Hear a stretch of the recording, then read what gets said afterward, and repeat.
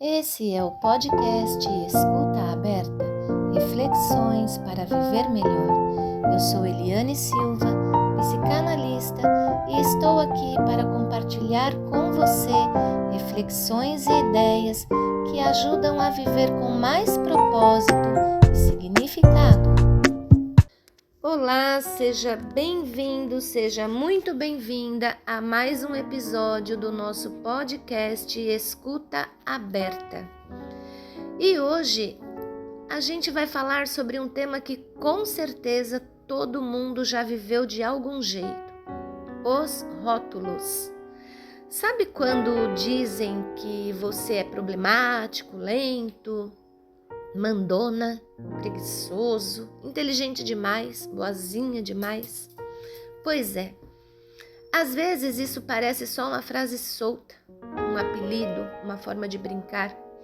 Mas quando a gente escuta essas coisas com frequência, a gente começa a se ver por esse filtro. E é aí que entra o que os psicoterapeutas e sociólogos chamam de teoria dos rótulos. Essa teoria diz que as pessoas tendem a agir de acordo com o que os outros dizem sobre elas, ou seja, você começa a incorporar o papel que te deram e muitas vezes sem nem perceber. Para ilustrar melhor, eu vou trazer aqui para você 2 casos de consultório. O primeiro vem de uma paciente que buscou a terapia por ser tímida demais e, apesar de ter um bom emprego e gostar do que faz, tem dificuldade em se enturmar com os colegas de trabalho. Nas reuniões, ela só se manifesta quando é solicitada para isso. Ela também se queixa de não ter muitos amigos e que mesmo em casa vive mais trancada em seu quarto do que dentro da casa no convívio com a família. Durante as sessões, aos poucos, essa paciente foi revelando que nos seus primeiros anos de escola era uma criança muito participativa e extrovertida. Era curiosa, alegre e que recebia até elogios por ser assim.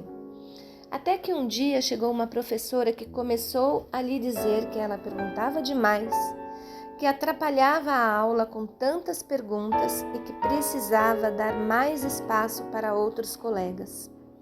A partir daí, seus colegas de classe começaram a fazer piadinhas sempre que ela se manifestava. Colocaram até apelido nela de boca de matraca. Ela relata que até tentou continuar sendo quem era, mas percebeu que isso já incomodava não só aos outros, mas também a ela.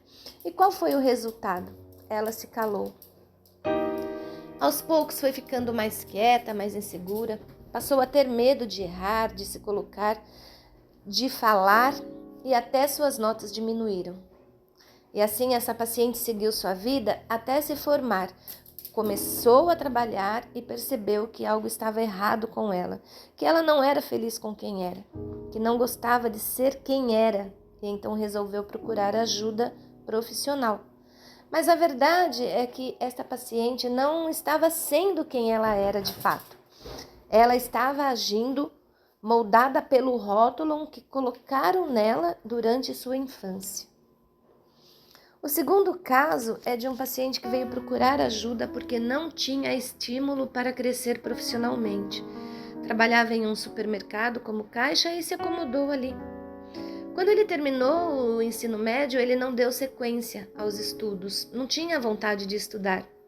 Até tinha, mas não tinha motivação para isso. No entanto, ele sentia que faltava algo em sua vida e acabou escutando a sugestão da namorada em procurar ajuda profissional.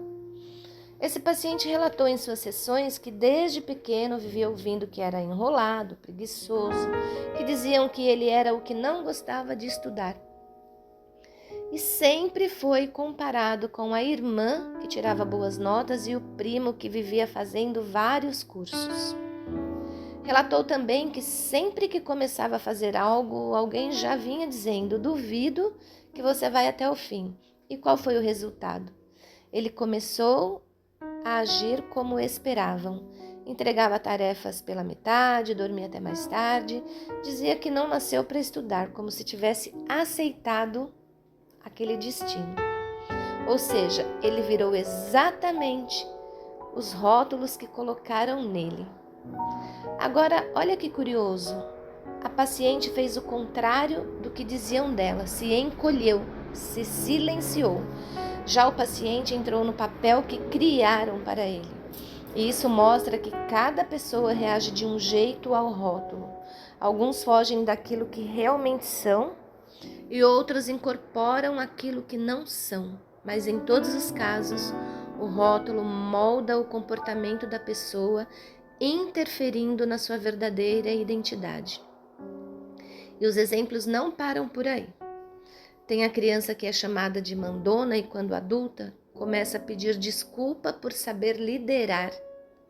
O menino que é chamado de sensível demais e aprende a reprimir os seus sentimentos. Tem aquele que é chamado de forte e cresce achando que chorar é sinônimo de fraqueza. Aquele que é visto como o problema da casa, a ovelha negra, e então começa mesmo a acreditar que é um peso para a família. Às vezes, o rótulo parece até elogio. Sabe quando os pais falam: essa minha filha é um exemplo, é uma guerreira, é ela que segura a barra da família. Até mesmo isso, dito com frequência, pode virar uma prisão, porque a pessoa se sente proibida de falhar. Afinal, ela é uma guerreira. E o pior é que muitas vezes esses rótulos vêm de onde? Da escola, da família, de quem a gente mais confia. São frases que escutamos ainda crianças, que grudam na nossa identidade e nos acompanham na nossa fase adulta. E onde entra a terapia nisso tudo? A terapia é um espaço onde a gente pode olhar para esses rótulos com mais calma, mais profundidade. É ali que você começa a se perguntar: quem eu seria se não tivesse escutado tantas vezes que era isso ou aquilo? Essa ideia que eu tenho de mim, será que é minha mesma ou alguém colocou ela aí? A terapia ajuda a descolar os rótulos da pele. Ajuda a lembrar que a gente não é uma coisa só, que pode mudar de ideia, de postura, de caminho, que não precisa carregar um papel escrito por outra pessoa. E principalmente, ela ajuda a colocar a responsabilidade de volta no lugar certo. Nem tudo que te disseram sobre você é verdade. Aquele apelido era ofensivo, sim. Aquele comentário não foi só uma brincadeirinha. E quando a gente entende isso, a gente começa a se libertar.